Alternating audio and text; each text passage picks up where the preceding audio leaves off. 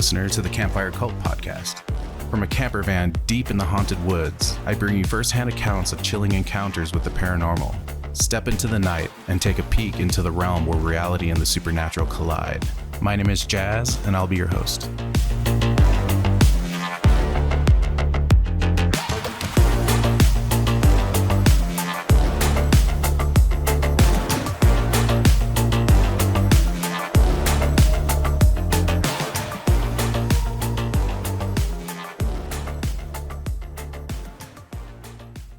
Welcome back, campers. Tonight we're headed down a desolate desert highway into the shadowlands, where the skinwalkers, aliens, Palecrawlers, and other dark entities roam. Now, on to our first encounter. In the aftermath of a camping expedition on the expansive red plains of the Navajo Reservation in Utah, a once skeptical adventurer recounts a nightmarish encounter with a skinwalker. I'd never been much of a superstitious person, but after my camping experience in the Navajo Reservation in Utah, my skepticism eroded like dust before a gale. The expansive red plains were a sight to behold. I'd always had a soft spot for camping, relishing the isolation that nature provided. The reservation was expansive, picturesque, and suffused with ancient heritage. Before I set up camp, I made sure to respectfully ask the tribal elders for their blessings, keen on respecting their traditions. They had agreed, but the stern elder had warned me of their sacred laws. Don't wander after dark and never respond to voices you may hear. This land carries the spirit of the skinwalkers. Laughing off their cautionary tales of shape-shifting witches known as skinwalkers, I set up my camp near the stunning red rocks, completely ignorant of what lay ahead that evening. The setting sun spilled golden hues across the horizon, and as darkness descended, a veil of stars unraveled overhead. A symphony of nocturnal creatures began their chorus, and I sat by the fire, succumbing to the tranquil ambiance. As the fire flickered, I remember feeling a distinct change in the air. The cricket songs fell silent, leaving the forest in an eerie stillness. A cold breeze swept through, raising goosebumps on my skin. Suddenly, a low guttural growl echoed from the darkness. Dismissing it as a coyote, I stoked the fire, attempting to instill a sense of security through its warm light. I remember feeling watched, an unshakable sense of dread enveloping me like a shroud. My heart pounded in my chest, reverberating an unsettling rhythm in my ears. I decided to retreat to my tent, assuming sleep would silence my escalating anxiety. My sleep was punctuated by nightmares, grotesque figures chasing me through the unforgiving desert, their cries mingling with my own panicked gasps. I awoke with a start, sweat trickling down my forehead. The quiet hum of the desert night had returned, but something felt wrong. A sense of impending doom hung in the air, palpable and heavy. I reached for my flashlight, the beam cutting through the thick darkness. I ventured outside my tent, sweeping the light over the nearby trees. I nearly dropped the flashlight when it landed on a pair of gleaming eyes, reflecting an unsettling glow.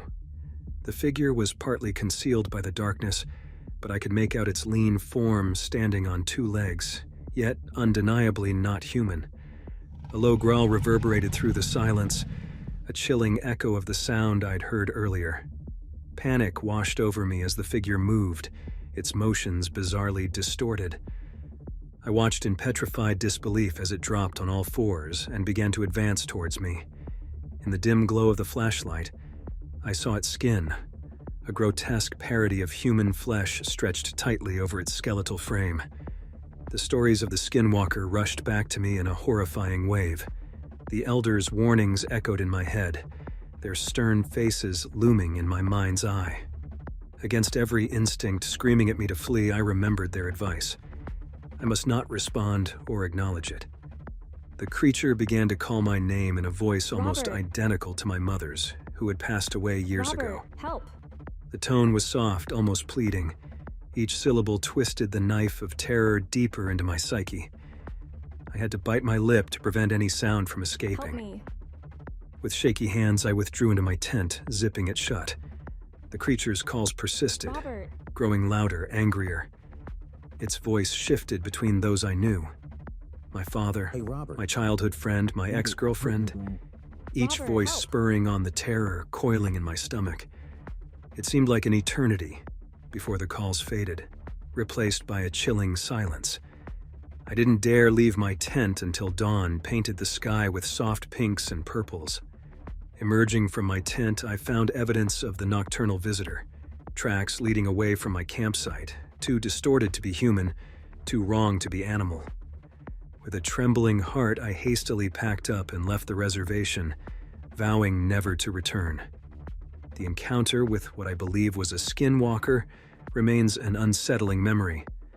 I had gone into the reservation a man of disbelief, skeptical of the tales told by the Navajo people, but as I left, a sense of dread was etched into me. My laughter turned to silence, my skepticism into fear.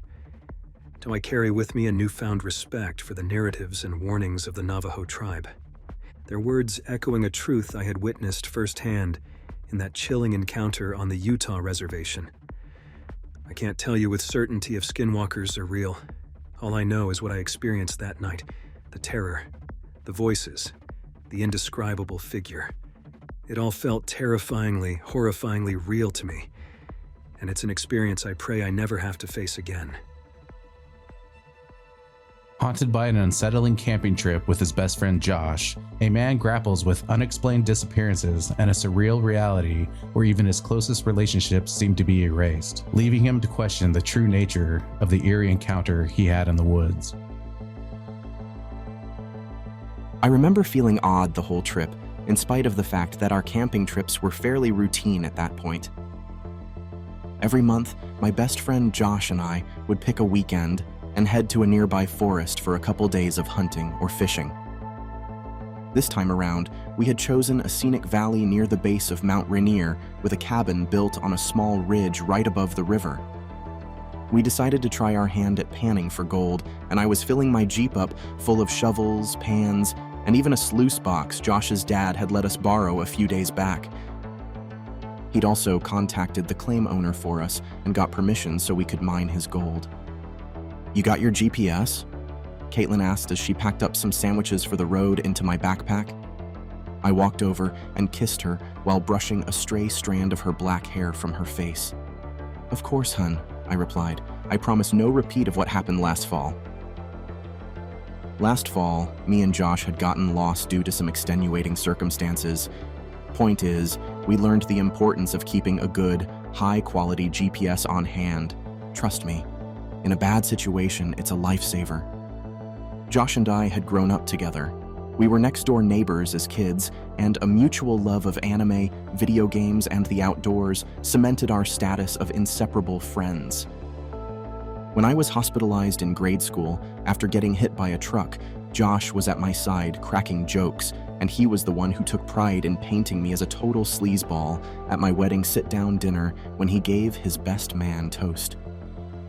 There used to be a great picture of us together, groom and best man, but I had found it a few nights ago, and Josh's image had been burned off. A grim reminder of the fire that burned a couple rooms in my house last year. After my wife finished making sure I had all my ducks in a row, she gave me a kiss and sent me on my way. A short drive took me to Josh's house. Josh had his long black hair in a ponytail and was swinging his daughter Samantha around in the air as her musical laughter filled my ears. "Uncle Gray!" she screamed as Josh set her down and I stepped out of my Jeep. She ran around and hugged me at the knees, laughing. Then she stepped back, looking towards her house as if she'd just remembered something, and took off running with a small wave. Josh laughed as he fondly watched his daughter run inside. "I'll go get my bags, bud. You want anything? A beer?" I shook my head. He said, "You still have to come say hi to Cassandra. She's gonna feed you. Just sit down and have a bite to eat." Cassandra was raised by her grandmother and had the habit of cooking for anyone that came over ingrained into her being. I chuckled and walked to the kitchen. At least her food was amazing. It took about 45 minutes for Cassandra to be satisfied we'd eaten enough to let us leave. As we loaded up into the Jeep, Samantha came running outside with 2 brown paper bags. "Here, Daddy, Uncle Gray, I love you," she said, handing us each a bag, followed by a kiss on the cheek. Her and Cassandra stood on the driveway, waving at us as we left. It didn't take us long to arrive at the cabin. We each took a moment to call our wives and let them know we made it safely. Then, we headed to the river to try some panning. I found a shallow area where I was able to set up the sluice, and Josh dug up a bucket of dirt and squatted in some shallow water to do some serious panning. After a few hours, we had each retrieved small amounts of gold. Far from enough to make us rich, but enough for us each to go home with something shiny. When we went back inside, Josh showed me this ugly little figure he'd found. It looked like something out of one of those Blair Witch movies. I told him to get rid of it, as it had some bad juju. He shrugged and tossed it into the firewood. That night by the campfire, the uneasy feeling had returned. The night felt off. Even the joint wasn't helping me relax. The trees seemed more gnarled than usual, and some of the long shadows seemed to be moving of their own will. Josh was by the fire, roasting a hot dog when we heard it. A distinct howl filled the valley, making my hair stand on end and chills run down my spine. Wolves aren't unheard of here in Washington, but they're not very common. I also noticed at that moment that all the nighttime sounds had stopped. The crickets, frogs, and owls were all completely silent. Feeling instantly nervous and alert, I dropped the joint as my eyes scanned the tree line. It was dark and hard to see into the darkness after staring into the fire, but I could vaguely see a few hunched-over shapes slowly creeping towards us. I started walking backwards, not taking my eyes off the dark and taunting shadows.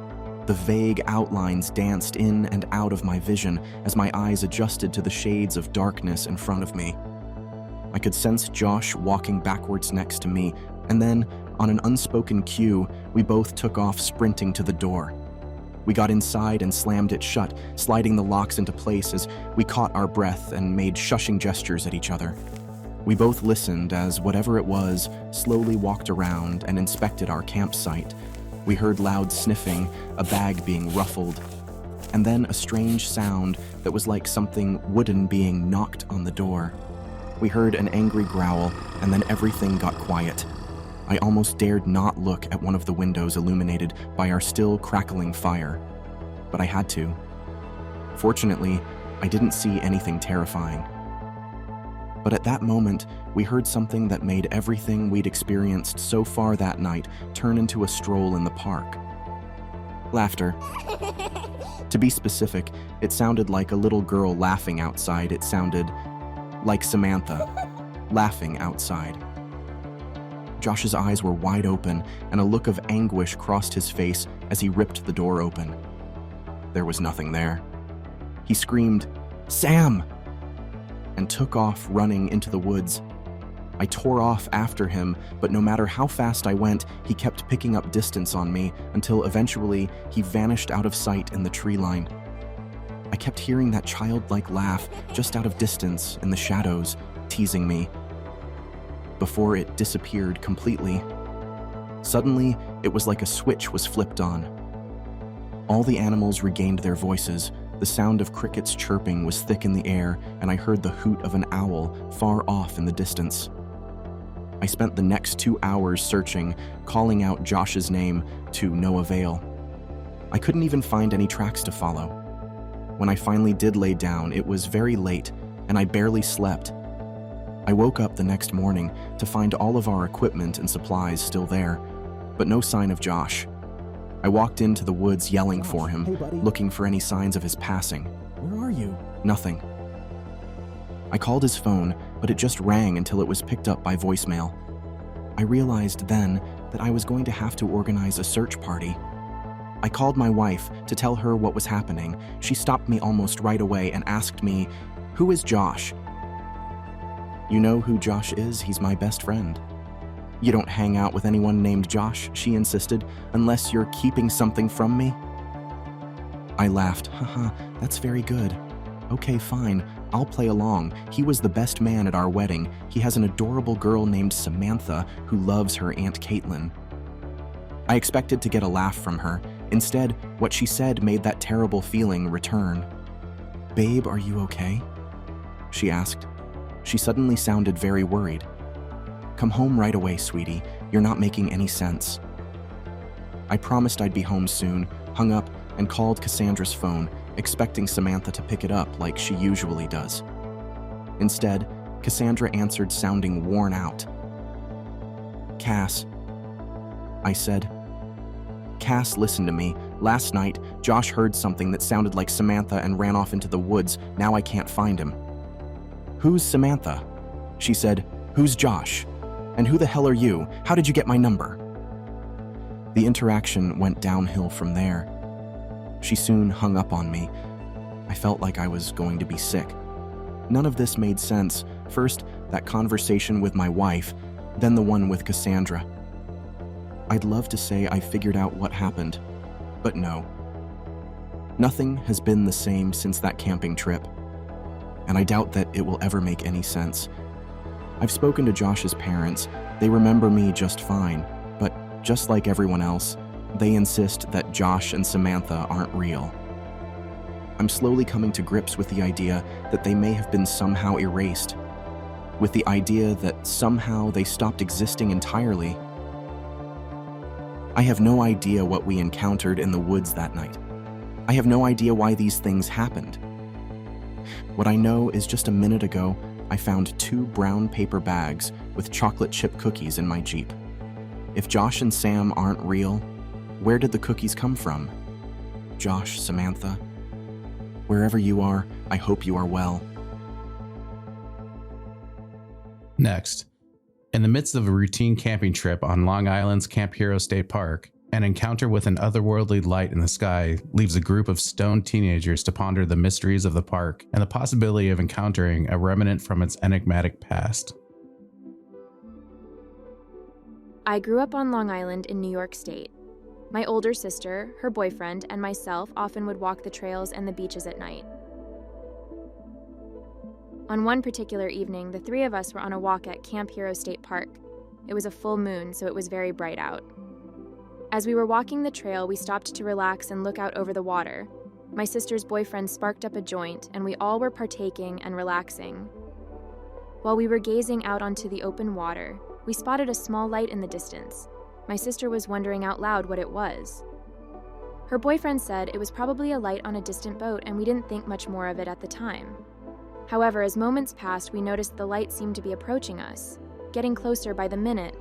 As it moved closer, it appeared to not be on the water, but above the water in the sky. We soon realized it was not a light on a distant boat.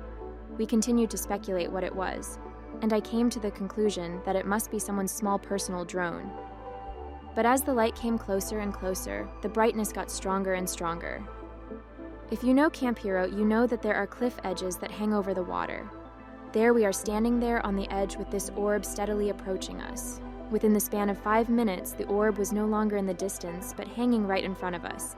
It was no longer over the water, but rather over the sandy beach. We stood there staring at it. It had a whitish purple glow to it. Despite being night, it was bright out due to the light of the full moon. On this high visibility evening, it became evident this was no drone. This light was standalone, no machinery of any kind attached to it. And it just hung there about 10 feet in front of us for about 30 seconds. It then just disappeared, in such a way that it almost seemed to envelope itself. We all decided to get the hell out of there, and that was that. This was back in 2015.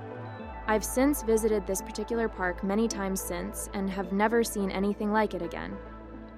Maybe we were all just a bunch of stoned teenagers and it was some sort of group delusion, but that night will stick with me forever.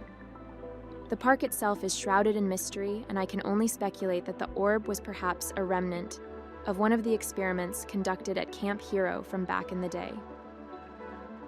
This kind of sounds like a phenomenon called spook lights. There's one spot that I know of in northern Michigan, but I've never been to it. But the more popular light show that I have been to is just outside of Marfa, Texas, called the Marfa Lights. You heard of the Marfa Lights? No, I have not heard of that. The Marfa Lights are these anomalous, and that's a state kind of recognized paranormal mystery too. Mysterious Marfa lights. They have a kind of a picnic area where you can watch them at night. No one knows what they are. They appear every night, and they bounce around on the horizon. They go up and down and back and forth. People say, oh, they're headlights from different cars on the highway, but the Air Force, the state police, they've all tried to figure out what they are, and they just don't know what the Marfa lights are, and they're recognized by the state of Texas as a... No one knows what these strange lights are that move through the horizon in unique patterns every night at the same general area in Texas. I highly recommend seeing them, though, for yourself if you get a chance. Up next, in 2015, nestled in the vast expanse of the Southwest Desert, a solo camper finds himself in an otherworldly encounter. In 2015, I was in the Southwest, desert camping. It was about 2 a.m., and I was still in the truck cab, eating pistachios and tossing the shells out of the open window. A huge full moon was behind me, about 2 o'clock in the sky, and I was watching it in the rear-view mirror. All at once, a tall being walked about 6 feet behind my truck and stopped. I turned around and looked out of the opened back window. It was about 8 feet tall, very skinny, with long arms and elbows below its waist, a foot-long skinny neck, and an oval head that had what looked like a 4-foot beard or tube hanging from its lower face. I couldn't make out the feet or hands. It was walking like it was struggling, as if walking in a swimming pool with the resistance of the water. As it stopped, it barely moved its shoulders, but that freakish long neck turned the big head at me. I don't know if it saw me in the truck. I froze. It turned its head forward and continued walking, bizarrely thin like an insect. I got scared thinking it's so thin it's hungry. I took off after it passed by my truck, camping equipment in the back of my truck flying to the side of the dirt road as I drove. I went back 4 months later in the daylight. I found the pile of pistachio shells, so I knew the exact spot where I was. I saw nothing unusual. I drove around a bit, it was a nice day, and found a place that looked like a good hiking spot. As I got out of the truck, maybe about 3 in the afternoon, I heard diesel engines struggling, digging like backhoes, earth movers, dump trucks dumping a load, and banging the scooper to unload all the dirt. Trucks backing up with the beep-beep sound, but there was nothing around. I was in the middle of nowhere on a dirt road, no other cars around for miles. I couldn't figure where the digging noise was coming from, but wondered. I got on my hands and knees and listened to the ground. It was coming from under the desert landscape. I was standing on where the digging was coming from. As I stood up, I saw 2 very shiny white pickup trucks facing the front of my truck, with onyx black windows. They were so shiny, the sun reflecting on them hurt my eyes. Driving in the desert, piles of dust would be on a truck. These looked like they just came off a showroom. I got scared. I guess they saw me listening to the ground, and I suppose I wasn't supposed to hear that sound. As I got back in my truck, I saw 2 more white trucks exactly the same behind me, facing me. I drove off looking if they were following me. They weren't.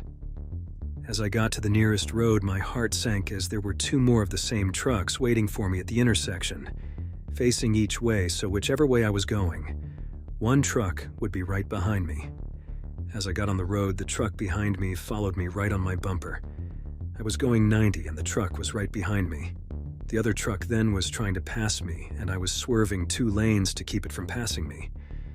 I came up to an exit to some buildings and decided to give it a shot, and exited. At the same time, the 2 trucks slowed down and made a U-turn and went back. They could have taken me out in the desert, and no one would have found me or my truck, but they didn't. Did they want to kill me on the road? I don't know, but I was terrified to go home thinking they'd be there. But I never saw them again and never went back. My thought is, I discovered a government installation being built, maybe for national security. So I keep that location to myself. It might be very important to keep their location unknown. My other thought, why chase me when that giant insect-like being was walking around a few months prior, about 4 miles from where I heard the digging sound? I'm still scared stiff and I haven't talked about it at all till today. I reported my 2 sightings to MUFON, but I didn't tell them about the site where the digging was going on. I'm very curious what's going on out there, but I won't return. Coming up, in the dense woods of Red River Gorge, Kentucky, A routine night hike turns into a harrowing encounter for a group of friends as they stumble upon an enigmatic white-skinned creature. I have no idea what we saw exactly that night. I have searched everywhere for sightings or even myths around the area where we saw it and have found nothing. My husband and I think it could be a Wendigo, but I don't know. I haven't heard anyone else say they've seen anything like it in the area of Red River Gorge. I guess I want help figuring out what we saw and what to do, and I think we've had some close encounters with it since then.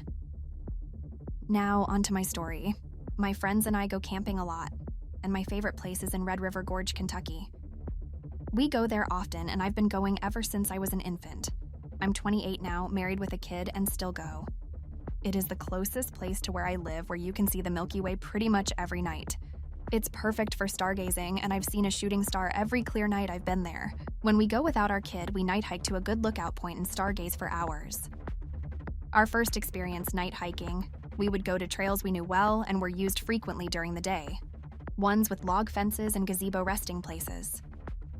The most used trail is in Natural Bridge State Park. That leads up to the Natural Bridge. This trail is around 2 miles uphill depending on your starting point. I've done this trail every summer of my life and could do it blindfolded. It has wooden steps, carved rock steps, log handrails, multiple sitting points under a roof, and trash cans. But after reaching the main trailhead, it has no lights at all. It's used often, and while it is uphill, the difficulty is low. As long as you have a good grip on your shoes and water, you'll be fine. My friends have done it with me multiple times and are confident in it as well. Hiking this trail at night is not allowed, but it's the woods, and I've never really been one to care about closing times for the outdoors. When we used this main trail to hike to the top, we would park in a lot designated for the pool and Hoedown Island. You walk across the road that leads to the pool and you're at the first trail marker. You go up gravel for a while and pass the Natural Bridge State Park Lodge. There's a waterfall and some lights, so it was best to go fast and watch out for rangers that would tell us to leave. Then you walk across another road and there's a mini shelter to sit in, or a small rock wall to rest your legs. Then it's the beginning of the trail to the top. The night was weird. As soon as we started the hike, the clouds took over and it appeared we'd be walking for nothing. There wasn't anything to even stargaze at. But we went anyway, just in case it cleared out by the time we got up there. In the beginning, it was just normal paranoia that was keeping us stressed and quiet, it seemed. You know you've reached the bottom of the bridge when you see a giant wall of limestone. During this time, there was a gazebo that sat to the right of this wall, and the trail continued and followed next to the wall. My husband, my best friend at the time, and I all sit on the gazebo steps facing where we are looking down the trail that follows the limestone wall. We each have a bright LED headlamp and a handheld flashlight. We don't usually look at each other when we night hike because the lights are so bright. We sit in a line like the Lord's Supper and walk in a line or staggered so we don't blind ourselves. It is after hours at this point. No ski lift rides had gone on for hours, and the rangers had already done their sweep and left right before we got out of the car and headed up. We left no time between them, making sure the trail and top were clear and starting our hike up. The ski lift takes you up to the top, but some workers stay and do head counts, and only leave after it's clear.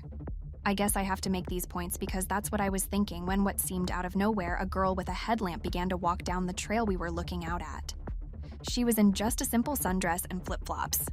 This hike is uphill, and while it is a fairly easy hike, it is not easy with no water or real shoes. She'd have to have hiked up and down to this point with no food or water. Her light was bright, and when she reached where the trail turns from in front of the gazebo to down where we came from, she stopped. She just stood there straight on like how a human is presented in an anatomical drawing.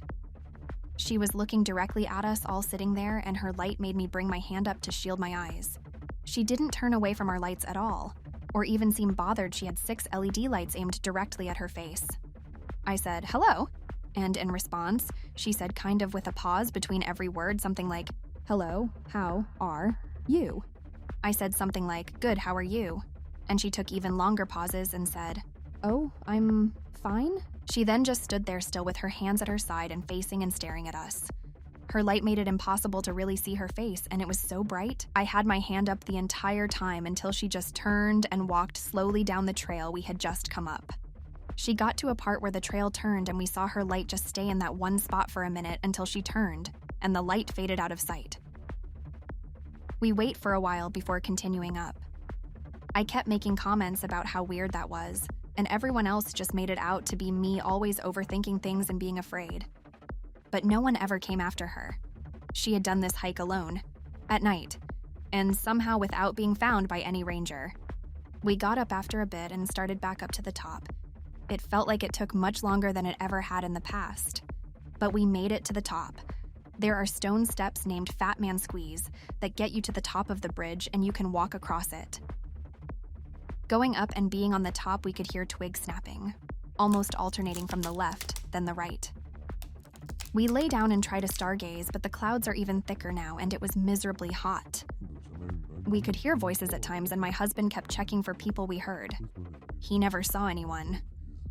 We saw a light flash, never saw anyone attached to it. Then we heard a bird call, but it wasn't like a real bird noise at all. It sounded like a person making bird calls, like rhythmic and not really natural. I was convinced we weren't alone and hadn't been alone, but also I am the most easily spooked. I asked to leave as soon as they were ready, and they were ready right then and there. And that scared me, that they were just as afraid as me at this point. We began going down the way we came, and it felt like it was taking so long. We were going steady and quick, and it was downhill, but we were not making any ground, it seemed. It's hard to explain, but it was so weird that at one point I even said it out loud that, "This feels much longer," and they agreed with me.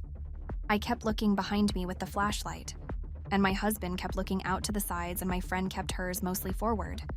I kept feeling watched and couldn't figure out what footsteps were ours or if they were all ours that I heard. I would turn in the direction of any noise but not see anything. When my husband was walking, he kept saying he was catching eyes in his flashlight. Usually, you can catch raccoon eyes spying on you or some animal like that. He was afraid, thinking maybe a bear or big dog or something, and he never got his lights on whatever eyes they were long enough to see an animal's size or shape. Now we're hiking down a semi-flattish area. The log fence or handrail or whatever it's called is on our right side. We are in a row walking within reaching distance of this barrier. And my husband just stops walking altogether and says, "What's that?" But the question is more of like an alert, and I move my hand lamp in that direction and don't see anything at first. Then both of his lights catch a shape, and then my headlamp catches it, and I move my hand lamp to the center and catch it while my friend simultaneously finds it in her lights as well. All 6 lights shine onto and kind of reflect off of a light gray creature. It is bent in a crouching position, kneeling on its right leg, and starts turning towards us. It starts to slowly stand, and my mind is racing still. It looks human, but it is way too big. People mistake human shapes for what's actually bears in the woods often, but this is too skinny to be a bear. It is thin and big and almost white. It's so light gray, and its skin resembles dolphin skin. There's a shine to it, and our lights get reflected a little when they're on it. It gradually comes to a full standing position in front of us. Its head is long, and its eyes are in a human position on the face in front and not on the side like animals, but I could not see any other facial features. Just big, almost empty holes or pits that were its eyes. It looked directly at us and our lights. The way it stood was intimidating, almost like when a snake raises up and flexes its neck all crazy to show prey that they're stronger and smarter. It was like it was stepping up to a fight. From crouching, then turning, then standing in front of us, the arms hung down low and the hands seemed long too. Its hands had to be by its knees. I'd guess it stood 9 feet or so and not that far in front of us. No hair at all, and its head was large as well. I couldn't process what I saw and was frozen. Then I feel my husband hitting me on the back and yelling, "Run, run, run!" I start to understand we have to get away from this thing, and it pivots and runs to the right, going backward on the trail so it could get around the barrier and onto the trail behind us. We take off running the rest of the way down the trail, knowing that this thing just took off much faster than us, and after it had crossed from behind the barrier, it would be gaining on us quick. We didn't talk at all because when we tried, it felt almost like we would get caught. We keep running, but some areas are so steep. It never felt like we were out of sight of this creature. As we made it to the trail, beginning with the gravel, we could hear something to the side, crashing down through the forest. We ran until we got to the car, and then we drove as fast as we could as soon as we got to the main road. The sky cleared up, and the stars were out. When that thing looked at us, I knew it was smarter and faster than us. I knew that if we hadn't seen it, it could have easily taken one of us and gotten away. I think the only reason it hesitated was because so many of us saw it at once, and we stayed together. When we made it back to where we were staying, all of us took out our phones and wrote a note for what we saw happen. We hadn't spoken about it until after we looked at each other's phones, and the stories were the same. Without a doubt, we had all seen something real, but none of us had an explanation for it. Next, haunted by a relentless entity since performing a seance in high school, her chilling encounters escalate from terrifying nightmares and eerie sightings to a dark entity tapping on her bedroom window, culminating in a horrifying senior year revelation connected to her friend's tragic suicide. My encounters with this Wendigo creature lasted all throughout high school, and it all started when I was just a freshman in high school. It was near the end of the year, around April or May, and I had gone to a friend's house party. For whatever reason, my close friend of the time decided to have a seance because he believed his house was haunted by his great aunt who had just passed a year prior. I guess he had been having some paranormal things go on in his house and wanted to contact her and speak to her himself. I enjoyed the seance, but nothing really exciting happened, at least that I can recall. After that, it changed everything for me.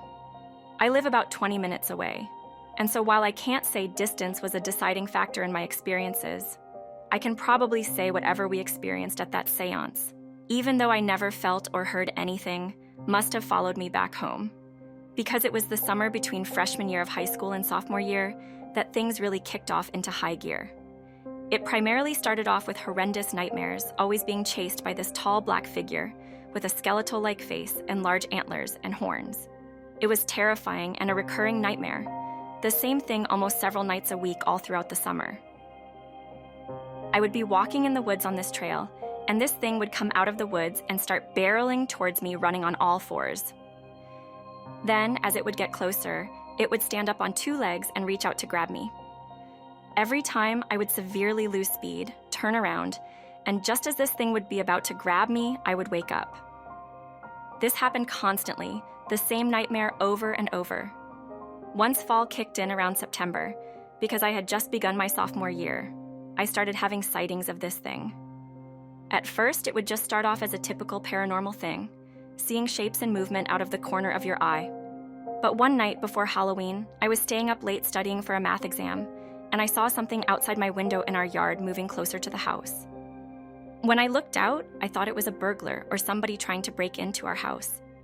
But as I sat there and watched, I noticed this figure did not look human as I once thought it was, and on its head, to my horror, were the same antler just like it appeared in my dream. The figure was jet black, very lanky, kind of like they talk about with Slender Man, but this wasn't a Slender Man. I'm just using that as a reference to explain how long its limbs were, the legs and forearms especially, and its body was kind of slim and gaunt. It moved with a lot of stealth, like it was some sort of secret agent trying not to be caught. I was terrified, but my parents weren't home this night, so I rushed into the kitchen, grabbed the largest knife I could find, and hid back in my bedroom, making sure all the house doors were locked and nothing could get in. I looked back out my window and I could not see it anywhere. I pretty much stayed up the rest of the night, and yeah, I couldn't really focus on my math exam that I was supposed to be studying for. Instead, I felt like it was far more important trying to stay alive. I fell asleep sometime in the early morning. When I woke up, everything seemed fine. Fast forward to around Christmas time, maybe a week before, and I remember coming downstairs and seeing my dad panicked on the phone, continuously looking out the back window. When he began talking, I realized he was on the phone with 911 and was telling the operator about how he thinks he saw somebody coming up to the house, ready to break in. When he got off the phone, I began asking him what's going on, and he points on back to where we have a large bush, thinking he saw somebody coming up to the house, someone who was very large and wearing all black. Immediately, panic set in, and the memories of summer and what I saw back in the fall came rushing in. But I never told my father this. Within 5 minutes, an officer showed up. My father spoke with him, and he began thoroughly investigating all around our house, both sides and behind. Of course, like in every story, including ours, he never found a thing, and told us to always call again in case something happens. Well, the night went on as usual. Christmas came and went. The first of the year came and went. Now come January, and things really kick up. One night, I was sound asleep when I woke up in the middle of the night to go use the bathroom and get some water. As I'm coming back to my room, I quickly laid back down in bed and got ready to fall back asleep. Right as I was in that in-between stage of sleep and awake, I heard something kind of tapping very lightly on my window. It kept doing it 3, 4, maybe 5 or 6 times, enough to keep me from falling asleep. Thinking it was maybe a tree or a branch hitting my window or my sidewall, I got up and opened up my blinds, and I screamed and fell back. It was this long black-clawed hand pressing against the glass of my window, very lightly tapping with its claws. I flew out of bed, ran to my parents' room, and was so overcome with fear that I didn't even care. I looked like a scared toddler running to Mommy and Daddy's room. I burst into my parents' door, screaming, telling them there's something outside my window and it's trying to get in. Both my parents jumped up, go out, look, and they don't see anything. My father calls the police again. They come by, take my statement, take my parents' statement, and do a very thorough search. They don't find anything except one thing. They find these large tracks leading from the back of the yard all the way up to my window, and it was snowing, so they were starting to get filled in. The police officer said whoever it was had to be a very large man, because the size of the prints in the snow. In a way, though it did feel validating, knowing it wasn't entirely crazy, but also terrifying knowing that what I was experiencing was more than real.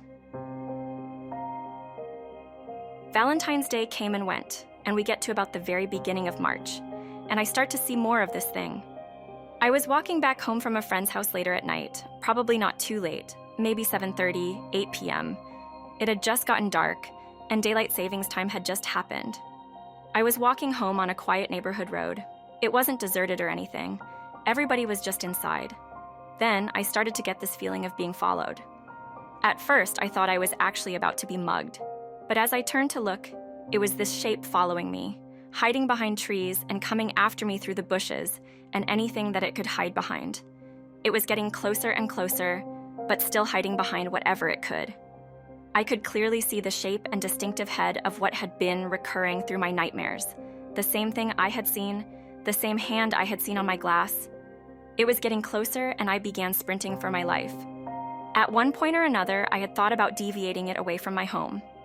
But then I realized it clearly knows where I live, and it would be best and much safer to actually make it home alive in one piece. I made it home, and I told my father what had happened. He knew there wasn't much the police were going to do. He just asked me to not go out after dark anymore. This entire time, I had been still having these recurring nightmares. Not as bad or as often as in the summertime, but still very often. Even more horrifying than the ones in the summertime. I mean, the feelings and emotions were more intense. That walk home was probably the last time I would actually physically see it until my senior year. Until then, all throughout the rest of my sophomore, and even into my junior year, and throughout the rest of my junior year, I would just see it out of the corner of my eye in my periphery. And then when I began my senior year, everything intensified. The dreams, the coming up to the house at night, tapping on my window. Everything crescendoed up to one night when I was a senior in high school, near graduation actually. I was lying in bed, and something woke me up out of a sleep. It wasn't the tapping sound or the scratching or the horrible feelings of this thing being around the house. I woke up to the sensation that something was in the room with me, and I could feel a predatory presence, like what I imagine prey feels when being watched by a predator. I immediately opened my eyes, and I just instinctively knew that this thing had somehow found a way in the house and was now in the room with me. As my brain was finishing and processing this very thought, this heavy, raspy breathing began to kick in, and I could hear the weight beneath it on my floorboards creak as it slowly approached my bed. I was frozen in pure fear. I could not move. I laid there almost sobbing, and it almost nearly got to my bed. And then nothing. It just completely vanished along with the feelings, everything. It's like the room and the air instantly went still. I sat there for a couple more moments, terrified and completely confused. So I turned around quickly, flipped the light on. Nothing was there. The room and everything else felt completely fine. I sat up, wondered what had just happened. I tried to get some sleep, even though that was easier said than done. So the night goes on, and the very next morning, I got some very disturbing news. Remember that friend I told you about? The one whose great aunt had passed and him and I did the seance that started this whole thing? He had committed suicide last night, right in the early morning hours. I was shocked and deeply saddened. But since sophomore year, our friendship had pretty much completely disappeared. He went on one path, I went on the other. He was a very troubled guy, Lots of addiction issues, we'll say, and just a lot of home issues. So now, as I'm older, I don't know if his sudden suicide and this thing stalking me, haunting my life, have any direct connection with each other. Because as soon as that happened, as soon as he committed suicide, that was the last I ever saw or felt of this thing. It's like it just suddenly vanished out of my life. I never felt the horrible feelings of it being outside my window, or heard the tapping, or saw it ever again. It was nothing but peace. I don't really understand the reasoning for that. The only thing I can possibly think of is that this thing was somehow attached to him while he was alive, and for whatever reason, attached itself to me too. But what I don't understand is why it suddenly vanished once he passed, assuming there's a connection between the two. Anyhow, that's my own personal horror story and my run-in with what I personally believe was a Wendigo, or whatever you want to call it. For our final story, we're going back 3 years, where a simple camping trip to the Huron National Forest leads to encounters with an unknown entity. So about 3 years ago, I went camping with my girlfriend, now ex, as she had always expressed interest but never had been camping before. The spot we went to is in the Huron National Forest and is my go-to trail and camp spot, hidden deep in the forest, with close and easy access to the trails for ATVs, dirt bikes, etc. My family has been going to this spot for about 6 years, and my friends introduced me about 10 or so years ago. We went for a weekend trip, and I'm glad we didn't go any longer. When we got there, everything was going well, except we did notice a group of people hanging out next to our campsite, but they were just stargazing and ended up leaving. Then around midnight is when the weird stuff started to happen. At first, it sounded like someone was laughing at us, but the laugh never ended, got very high-pitched, and sounded as if it kept going. After a while, we both got kind of scared and went into the tent to try and sleep, and that's when the laugh noise moved up higher and then started to circle the campsite. After a while of that happening, it just suddenly stopped and then started again around 3 a.m. When it started again, the fire was going out, so I went to stoke the fire with my shotgun in hand and turned on my flashlight to see if maybe I could see any coyotes or something around the campsite. But I didn't see anything or hear any movements below. This went on until 6 a.m. and then stopped, and that's finally when we were able to get some rest. After we woke up, we checked around the campsite and didn't see anything out of the ordinary, so we packed up. Once we were packed up and good to go, I go to start my vehicle, and it's completely dead. That really freaked me out, as I'm always paranoid about leaving things plugged in that kill the battery, and made sure everything was closed properly and unplugged, yet somehow the battery still died. I was able to get a jump from AAA. That phone call was hard to explain, and the lady who took the call didn't believe me, but at the end we both laughed. After that happened, I told my friend who had shown me the campsite and also has a cabin in the same forest about what happened, and he got freaked out. He told me about 2 incidents which he has had, one at the campsite and one at his cabin. At the campsite, he stated that one night after we had all returned from trail riding and went to bed, he stayed up to hang out by the fire and have a few drinks. While he was hanging out, he was just looking off into the distance and saw a pair of eyes up in the trees looking directly at him. He described them as bioluminescent eyes. And he flashed his high-powered flashlight at them, but there was nothing there. And as soon as the flashlight turned off, they were there looking right back at him, so he packed up and went right to bed. He didn't tell us because he didn't want to scare us. At the cabin, he was hanging out with his brother, and they were both chilling by the fire outside when they both saw a pair of eyes looking at them from a trail that leads into the woods. They stated that at the height, the eyes were looking at them, whatever it was had to be 7 feet or more. They started shooting at it with their rifles, 2 30-30s, and the eyes disappeared, but once they were done, they reappeared and were closer. At that point, they both freaked out and got back in the cabin, and they did not leave until daylight. We have no idea what this could have been, but all felt very scared when these events were happening. After we all talked about it, one of the brothers said he thinks it's a Wendigo, but I don't really know what it could be. I haven't been back since. Not sure I ever will. Until next time, I'll be leaving you in the dark where whispers linger and shadows dance. Stay wary, sleep well, and beware the whispers in the night.